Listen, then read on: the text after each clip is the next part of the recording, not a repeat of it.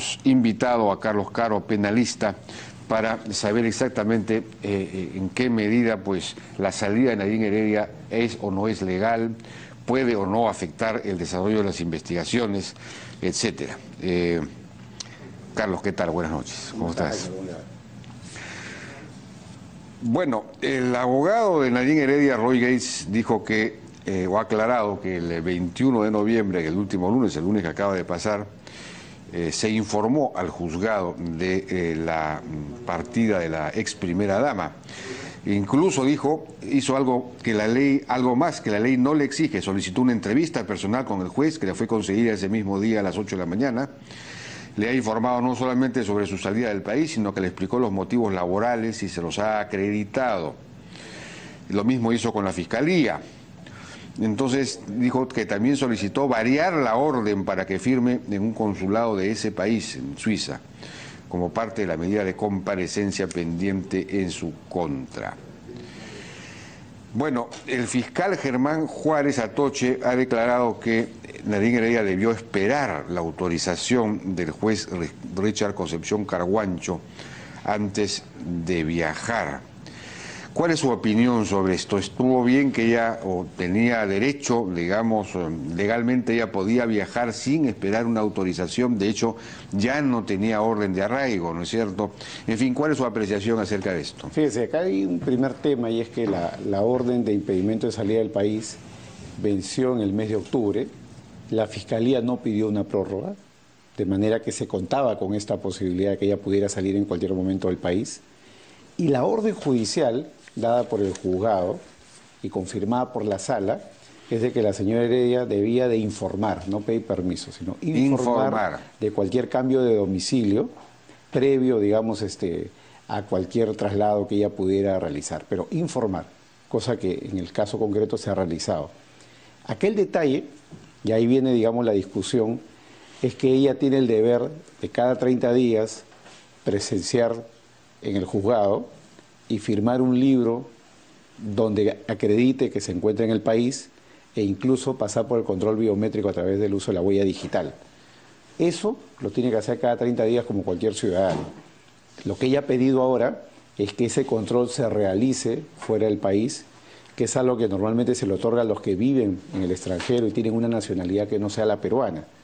De manera que hoy en día ella no está violando las reglas de comparecencia con restricciones porque ha informado al juzgado del viaje, ha pedido, todavía no se le ha concedido, hay una audiencia que entiendo está programada para el día de mañana, donde se va a discutir si le van a conceder o no esa autorización. Para poder firmar fuera del país. De lo contrario, lo que ella va a tener que hacer es regresar prácticamente cada fin de mes a dar cuenta de sus actividades, registrar, firmar y poner la huella digital. Eso es lo que podría esperarle en un peor escenario, a no ser que el fiscal, en una de esas oportunidades en que ella vuelva al país para cumplir con esta medida, vuelva a pedir una medida de impedimento de salida del país y esto le impida ya a ella poder trasladarse nuevamente a Suiza. Entonces, eso se va a discutir en principio el día de mañana. Si el juez se lo concede, entonces ella... ¿Existe, usted sabe, de antecedentes en el sentido de que alguien haya podido firmar, digamos, fuera del país, algún peruano? Existen varios antecedentes, pero para peruanos o extranjeros que residen permanentemente en el extranjero y previo además a la comisión de un hecho delictivo, una investigación. No suele haber antecedentes en el caso de personas que ya están investigadas, residían en el Perú, han cometido el presunto hecho delictivo con anterioridad y se le dé la oportunidad de que busque trabajo. De hecho, existe el derecho a la libertad de trabajo, que es lo que han alegado los abogados de la defensa, pero evidentemente la libertad de trabajo no le obliga al juez a concederle un permiso de salida del país permanente, un cambio de domicilio de manera permanente fuera del país, ¿no? Distinto sería que la señora Heredia diga, no tengo oportunidad, estoy impedida de trabajar en el Estado, estoy impedida de trabajar en el Perú, entonces por lo tanto me tengo que ir a vivir a otro lado porque no puedo trabajar. No es el supuesto, ¿no? Ella podría trabajar en el Perú o fuera del Perú, y para hacerlo fuera y recibir fuera tiene que tener una autorización judicial. Y eso es algo que se tiene que discutir en una audiencia, tampoco es automático, porque con el nuevo Código Procesal... Pero digamos, de acuerdo a la resolución anterior del juez, ella tenía simplemente que informar claro. Un cambio de domicilio. Esto es técnicamente un cambio de domicilio. Así es. Pero solamente que el domicilio está fuera del país. El domicilio está fuera del país, pero el hecho de que tenga que firmar le va a obligar conforme, digamos, a la situación actual, a venir al Perú y hacer el registro correspondiente. Pero daría, después le cambie la orden. digamos, técnicamente da lo mismo que firme acá o que firme en el extranjero. La pregunta sería si el hecho de estar ella en el extranjero afecta la investigación, el proceso mismo, el proceso, en este momento todavía no hay proceso judicial, ¿no? O sea, ya con el nuevo Código Procesal, el proceso empieza desde la etapa de la Fiscalía, con lo cual ya hay un proceso. Ya hay un proceso. Ya hay un proceso.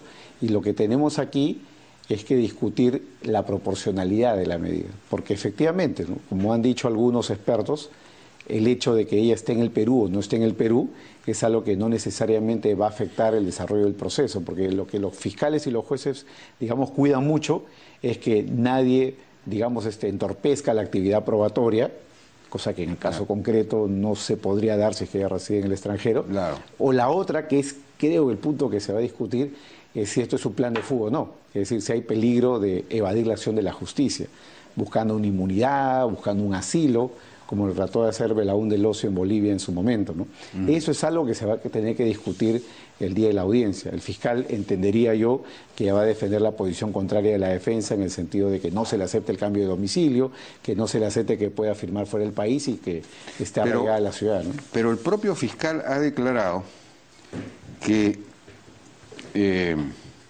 no pidió la renovación del pedido de impedimento de salida de Nadine Heredia en octubre, pues habían desaparecido los supuestos que justificaron este pedido en junio pasado. No sé a qué supuesto se refiere, pero digamos que esos supuestos nuevamente se habrían modificado en el caso del viaje de ella.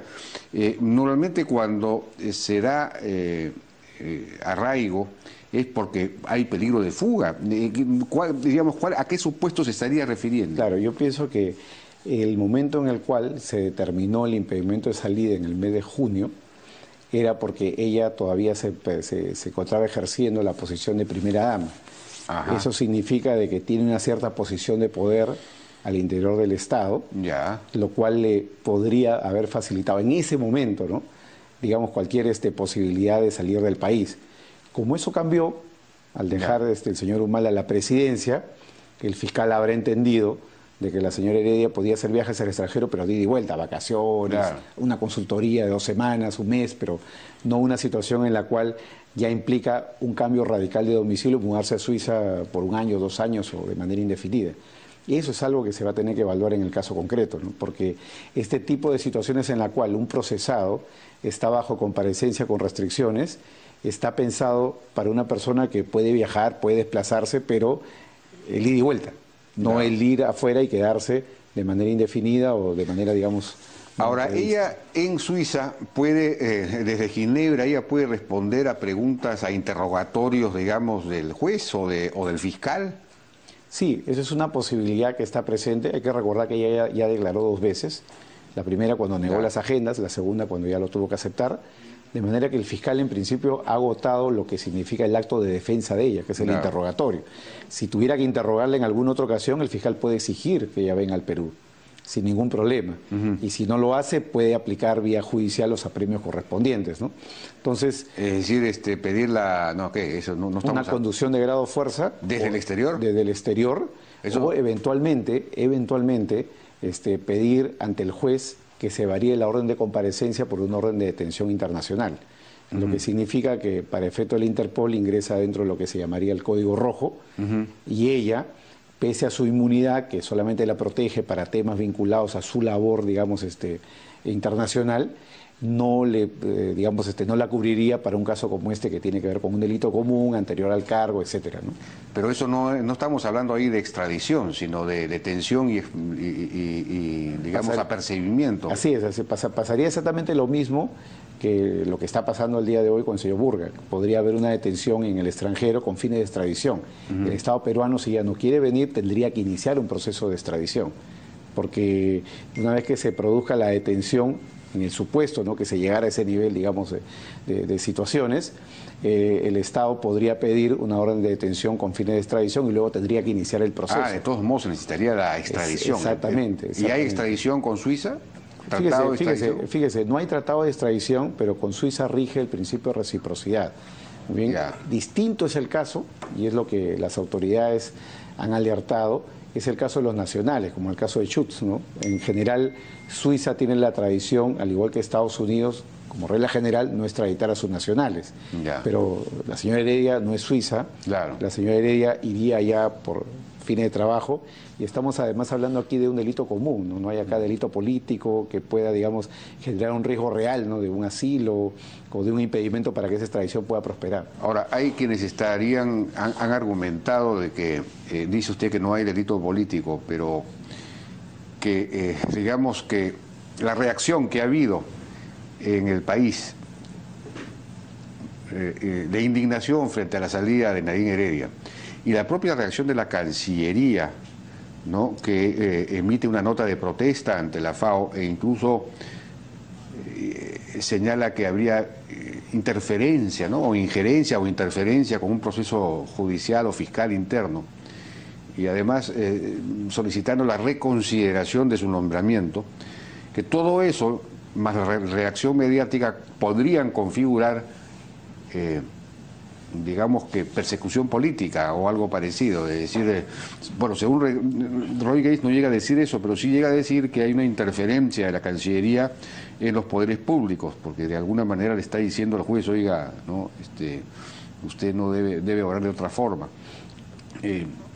No se puede de alguna manera construir ese caso. Yo creo que ahí hay que poner, digamos, algunas diferencias, ¿no? Desde el punto de vista penal, desde el punto de vista procesal internacional, está bastante claro que una persecución política no implica, digamos, opiniones o incluso declaraciones como la que ha hecho el Parlamento, ¿no? El día de hoy, acá me refiero al Congreso peruano, que ha aprobado en el sentido de que solicitar a la FAO que deje sin efecto el nombramiento de la señora Heredia. Esos son actos que podríamos denominar de interferencia, ruido político.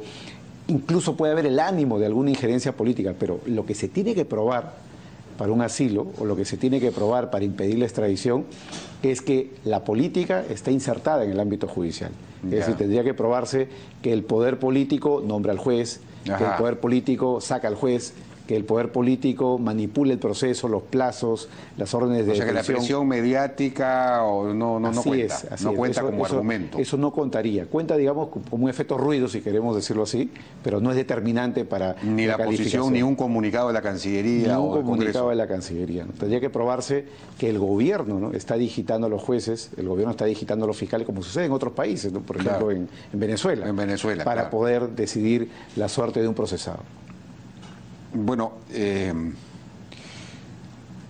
hoy día el Poder Ejecutivo accedió al pedido de extradición de Manuel Burga a Estados Unidos. Hay quienes han interpretado esto como una suerte de cortina de humo para distraer del tema de Nadine Heredia.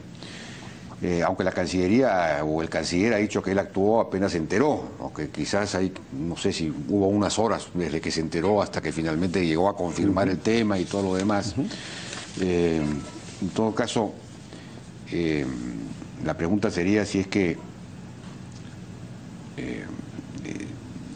digamos, tiene sentido esta aquiescencia del Poder Ejecutivo a la extradición de Manuel Burga. Es una cosa lógica, es una cosa que tiene sentido, ¿está bien hecha o no? Fíjese, si uno revisa la resolución publicada hoy día en el Diario Oficial del Peruano, uno se da rápidamente cuenta de que junto con la resolución del señor Burga hay varias resoluciones más de extradición, de manera que esto es un paquete ya que ya estaba seguramente preestablecido y preordenado para la publicación en el Diario Oficial del Peruano. Que haya salido hoy día seguramente ha sido una cuestión casi coincidente, pero este era un tema que incluso ya la prensa, hay varias publicaciones en el sentido de que por qué ya el Ejecutivo no decidía finalmente el tema de la extradición, ¿no? De acuerdo. De manera que es un poco difícil construir ahí la... Bueno, es que el abogado de Manuel Burga, César Nakazaki, ha declarado que había un habeas corpus ante el Tribunal Constitucional en curso y que el gobierno debió esperar a que el tribunal resuelva, tal como hizo en el caso de un chino, no sé qué chino será.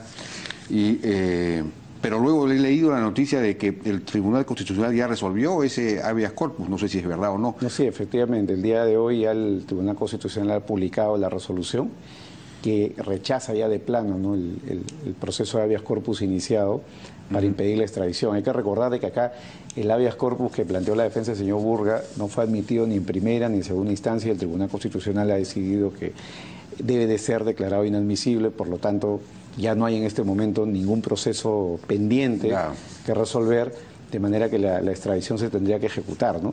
Pero hay que recordar también de que la extradición es muy específica, ¿no? Porque la Corte Suprema de los 5 cargos rechazó 4. Sí, pues. Rechazó los cargos de fraude informático, rechazó el cargo de fraude, digamos, o conspiración para lavado de dinero. Y el único caso que ha prosperado es el caso de conspiración para el crimen organizado, que en Estados Unidos, cuando no hay violencia, conforme al US Code, significa una pena que no debería de sobrepasar los 5 años de privación de la libertad, que con beneficios, es decir, el peor escenario para el señor Burga no es un escenario tan draconiano como uno pudiera esperar, incluso con la legislación peruana, donde el delito de asociación para delinquir tiene pena hasta 15 años. Ajá, o sea que ya es más benigna es más benigna la pena. La pena. Ah, bueno. Por último, entonces, y cerrando el tema, el caso es que, digamos, lo que tiene que definirse ahora es si efectivamente procede o no procede, es conveniente o no es conveniente que Nadine Heredia pueda continuar el proceso en un domicilio extranjero, digamos, y si es que si eso implicaría peligro de fuga o no, y bueno, pero si hubiera peligro de fuga habría que, digamos, se puede accionar de todos modos se tendría que recurrir a una extradición. Sí, yo pienso que ahí en verdad, Jaime, hay un tema bien delicado, ¿no? Yo no creo que la defensa de la señora Heredia, de verdad, seriamente hablando, esté pensando en un plan de fuga, porque hoy en día, tal y como está el sistema penal, no solamente en el país, sino a nivel internacional, una persona que se escapa de la acción de la justicia, con un proceso de extradición de por medio que puede durar 1, 2, 3, 4 años de esfuerzo, al final del día se va a ejecutar, tarde o temprano se va a ejecutar. Sí, pues. Con lo cual o sea que no tiene escape en el fondo. Claro, con lo cual el que ella haya gestado un plan de fuga sería muy torpe porque significaría prácticamente ya regresar al Perú como culpable, ¿no? Como tantas personas que han sido extraditadas. Aquí no habría plan de fuga entonces. Desde mi punto de vista es difícil de construir. Y si hubiese, claro, como tú dices, digamos, esto agravaría la pena que al final tendría. Claro, ya digamos la pondría en una posición prácticamente de culpable, claro. Con lo cual el día que le extraditen ya prácticamente vendría para una condena acá en el Perú, ¿no? Yo creo que su defensa, no creo que lo haya pensado en esos términos, sino seguramente ha sido una oportunismo se ha dado, la señora ha querido tal vez reciclarse. Claro. Bien, no, evidentemente una posición cómoda, trabajo, etcétera. Conseguir un trabajo en la FAO bien pagado en Suiza, pues no está nada mal. Así es. Para nadie. Así es. Bien, doctor Caro, muchas gracias por su participación en La Hora N.